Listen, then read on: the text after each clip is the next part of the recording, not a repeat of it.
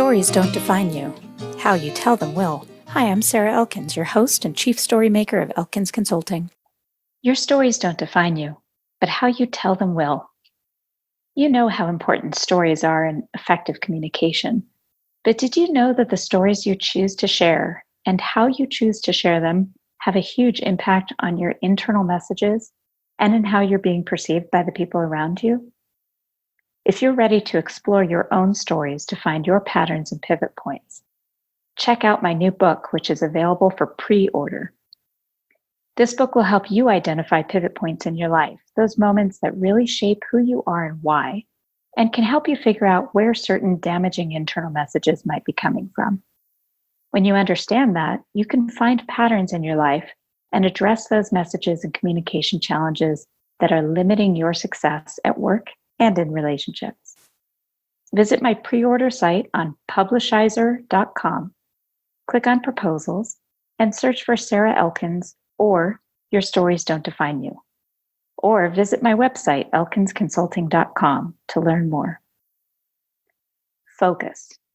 You wouldn't think that word could cause such discouragement and frustration. Focus.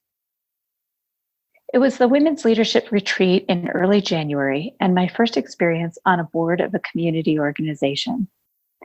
I was that year's vice president, and my primary responsibility for the year was to organize, coordinate, and host the annual conference that fall. That evening, over our dinner in that beautiful lodge just outside of White Sulphur Springs in Montana, surrounded by encouraging, inspiring women, Mary, our past president, told us about her family's New Year tradition. We each pick a single word to focus on for the year. It's a word that helps us prioritize our activities, our choices, and how we spend our time. My word this year is healing. Last year was a hard one for me, and I don't feel like I've spent enough time recovering from those difficult situations. This year, I'll be paying attention to healing from those painful experiences. Every choice I make in terms of how I spend my time will be viewed through that one word. Each of us in the room took some time to think about this and to offer our word for the year. Cassie, the incoming president, and I both picked the word focus. We picked it for different reasons. She had jumped into multiple businesses the previous year and was running herself ragged with kids and work. She had been offered many exciting opportunities and felt compelled to accept them without really considering the impact on her health and happiness. Cassie decided on focus as a word to help her prioritize which opportunities she would take and which she would reject with grace. For me, the word focus had more to do with my inability to stop multitasking. It was about the way I went about my days, flitting from one thing to the next, and not spending uninterrupted focused time on any one thing. I am the queen of distraction, and I wanted to address that weakness. I wrote the word focus on small sticky notes and placed them on my monitor at work, my laptop at home, on the bathroom mirror, even on the dashboard of my car. And every once in a while, I would switch them up on different colored paper, doodle drawings around the word, and use different colors of markers, because I know our brains start to ignore the things we get used to seeing. The entire year was spent looking at that word and working hard to remember to focus on one thing at a time. And failing. Literally, for an entire year, I tried hard to be someone who could focus on one thing for longer periods of time, and I consistently beat myself up over not being able to do that. January came around again, and this time I was the president of Women's Leadership Network in Helena, and it was my turn to host the annual new board retreat. I told Mary's story about her family tradition and asked the board members to think about their word for 2018. I started. My word this year, just like last year, is focus. I failed miserably in 2017 with my word, but this year will be different. I'm going to make this work. I may need your help though, so please be my accountability partners. My friends laughed, and we went around the table after dinner, and everyone shared their word for this new year with enthusiasm eager to use this tool to help prioritize time and energy. Focus. Focus. Focus. I tried hard and used a variety of tools. And by March, I was already highly discouraged. I was frustrated with myself, and I felt like I was failing in that part of my life. And by April, I had completely given up. I'd thrown away the sticky notes and other reminders and beat myself up over it for weeks. We're our own worst critics, right? It was about that time that I took the StrengthsFinders assessment and wasn't at all surprised by my results. Guess what? Of the 34 themes, focus for me is number 29. The light bulb went on. Memories of my best, most effective studying times came back in a rush. Sitting in a coffee shop or busy student center in college, just enough activity around me to keep my brain focused on the textbooks or notes in front of me, and with intermittent interruptions of friends stopping to say hi or a nice waiter or waitress offering more coffee. Focus is not one of my top strengths.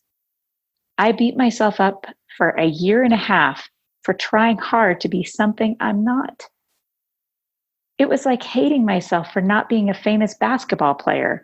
I'm just over 5 feet tall and probably the least coordinated musician you'll ever know. One of the things I love most about my work as a communication coach is the time I've spent being coached. I believe strongly that you can't be a great coach without getting great coaching.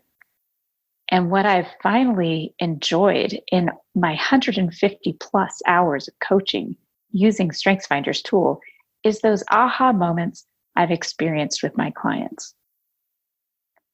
The beauty of knowing your strengths, those go-to skills that you use so naturally to solve problems and build relationships, is that you also know what doesn't work for you.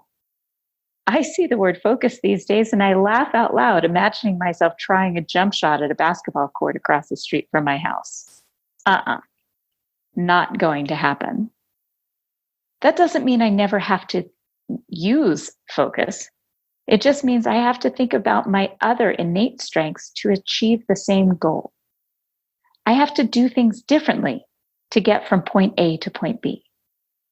Rather than hunker down in a quiet spot to focus, I think strategically about what it's going to take, what harmful versus helpful distractions I'll experience, and how long the task is likely to take if I include the breaks I need to recharge and return to the project. Here's a hint. It'll take less time if I use my innate strengths rather than try to force myself to focus in a way that doesn't come naturally to me. Now it's your turn. What do you beat yourself up over that you have no natural, innate ability in? Is there another way to accomplish a goal other than to force fit yourself into a specific method of doing things? If you're interested in figuring out what your top strengths are, I published a post and podcast called What is Your Top Strength that offers some ideas to help you identify those. And when you know them, you might just be able to apply what you learn to do what you do even better. Or better yet, I'm accepting some new clients now, individuals and teams. I specialize in remote teams. Contact me for more information. Thank you for listening to Your Stories Don't Define You, How You Tell Them Will. My book of the same title is now available for pre-order. Visit the pre-order site on Publishizer, publishizer.com.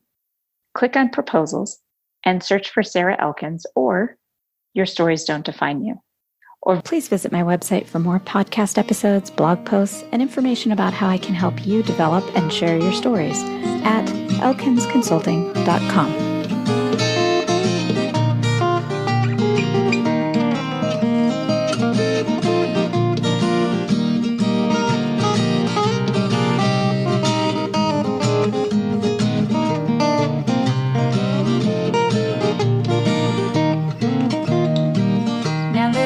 to me, honey, while I say, how could you tell me that you're going away?